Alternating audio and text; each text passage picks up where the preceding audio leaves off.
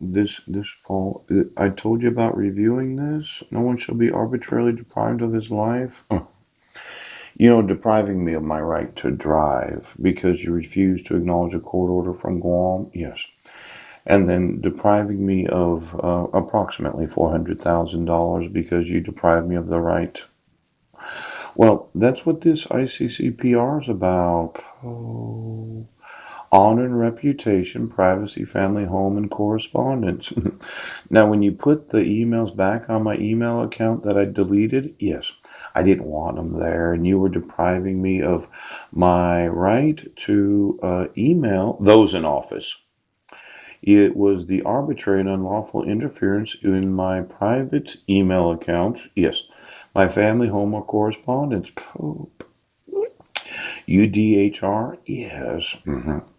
Now, it's really one of these situations where you're going to have to remove your fraudulent court orders because you would not acknowledge a court order from Guam. And I'm going to involve every individual that has signed and ratified the Convention Against Torture. Yes, that is cruel, inhumane, and degrading to have to work with the Sheriff's Department right now. That doesn't recognize my right to drive, my right to apply for state aid without somebody trying to entrap me, saying that I have to pay back child support for dissolution of marriage where there was no actual notice or opportunity to be heard, and I was never served the actual dissolution of marriage. Now, this state's getting sued. Ooch, tribal governments are getting sued. Counties are getting sued. Cities are getting sued. The United States is getting sued, and all of the international community, yes, that did say if it's binding on the United States as a member of the OAS, it's binding on each and every nation of the world. That means they're international diplomats, yes, and the international properties of international community. Now, likewise, Article 21, the right to simple and prompt recourse. When I informed you on November 15th of 2015 that I wasn't given any due process, yeah, petitioner didn't sign it, and my attorney that is being obstructed from me having, yes, doesn't know where to serve her. And you arrested me for the crime that I didn't commit in Sequim, Washington? Yes. And I didn't commit in Brendan, Washington? Yeah.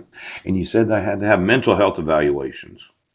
And then I had to be involuntarily admitted into a psychiatric facility. Oh. Now it says in number 60, throughout the national territory without distinction, such services are especially intended for socially and economically disadvantaged persons.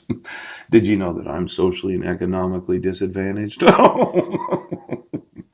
Now, the IACHR has held that for access to justice and to be adequate in formal existence of judicial remedies, you would have thought that as soon as I emailed the police departments, you would have removed the fucking forgery and fraud.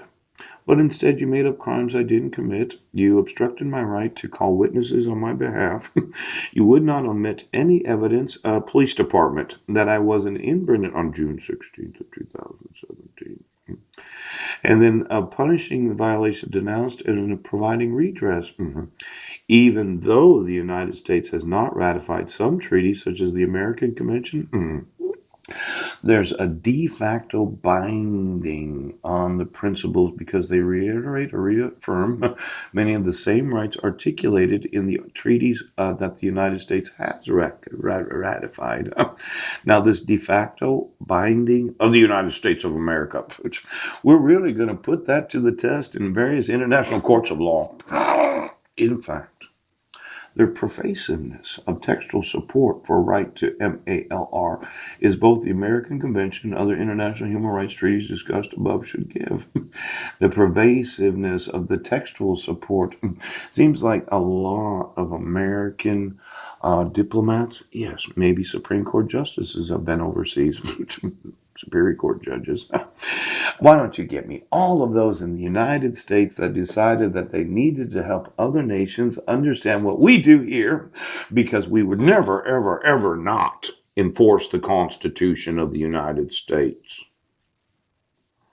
Oops. it looks like every state that had an employee that went overseas that did have some Supreme Court justices. Coach. Now, just so you know, this binding on the United States, the de facto principle, yes.